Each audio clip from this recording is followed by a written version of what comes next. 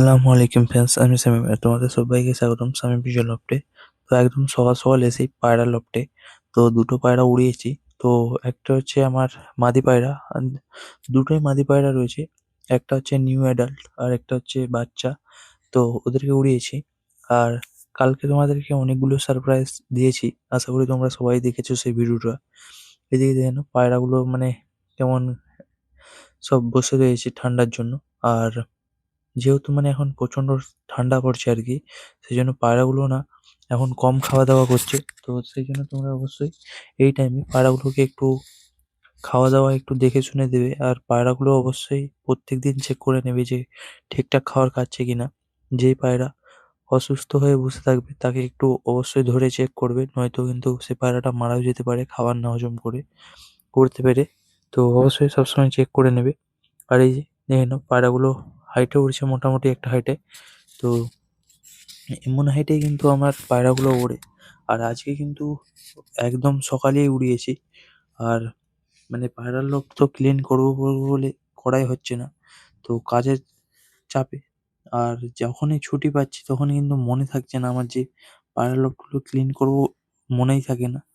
তো সেই জন্য আমি ভাবছি যে পায়রার লফটগুলো আমি একদিন অবশ্যই পরিষ্কার তো করতেই হবে অবশ্যই আমাকে। তো আমাকে একদিন অবশ্যই হাতে সময় বের করে করতেই হবে এই জিনিসটা, নয়তো কিন্তু অসুবিধায় হয়ে যাবে।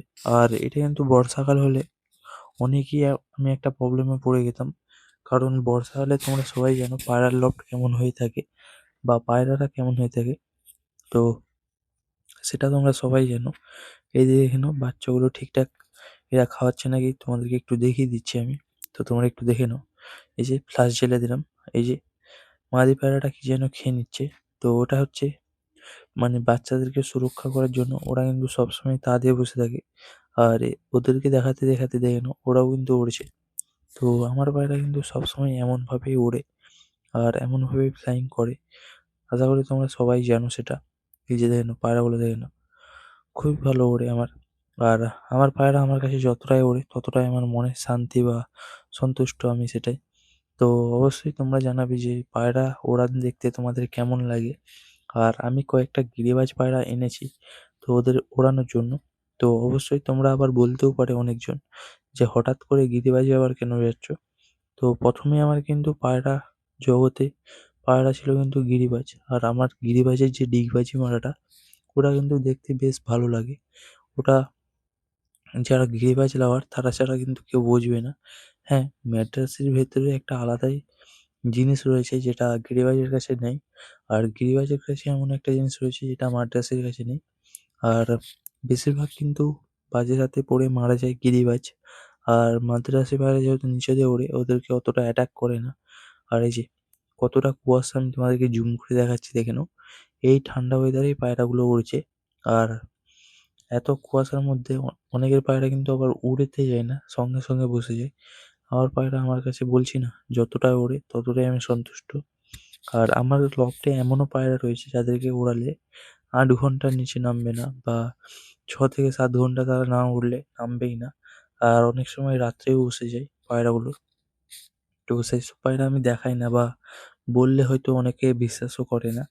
তো সেই জন্য আমার পায়রা আমার কাছেই ভালো। এটা আমি সবসময় বলে থাকি তোমাদেরকে। আশা করি এটা তোমরা সবাই সন্তুষ্ট হবে শুনে। এই যে পায়রাগুলো দেখে নাও এখনো উড়ছে। এরা এমন মানে চাল নেমে যেন মনে হবে নেমে যাবে, কিন্তু এরা নামে না, আবার হাইটে চলে যায়। আমার পায়রাগুলো কিন্তু এভাবেই ওড়ে। আর তোমাদের পায়রা কেমন ওড়ে বা তোমাদের পায়রার ফ্লাইং এখন কেমন কি হচ্ছে অবশ্যই আমাকে কমেন্টে জানাতে পারো তোমরা।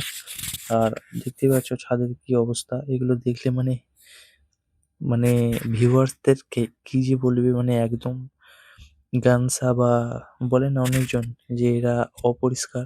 তো আমাকে ঠিক তোমরা এমনই ভাবতে পারো। তো এটা কিন্তু টাইমের কারণে আমি পরিষ্কার করতে পারছি না। একদিন হাতে টাইম থাকলে পুরো লফট থেকে গিটার পায়রার লফট সব কিছু ক্লিন করবো আমি। এটা আমার কথা দিলাম। আর পায়রার লফট তো অবশ্যই আগে ক্লিন করবো।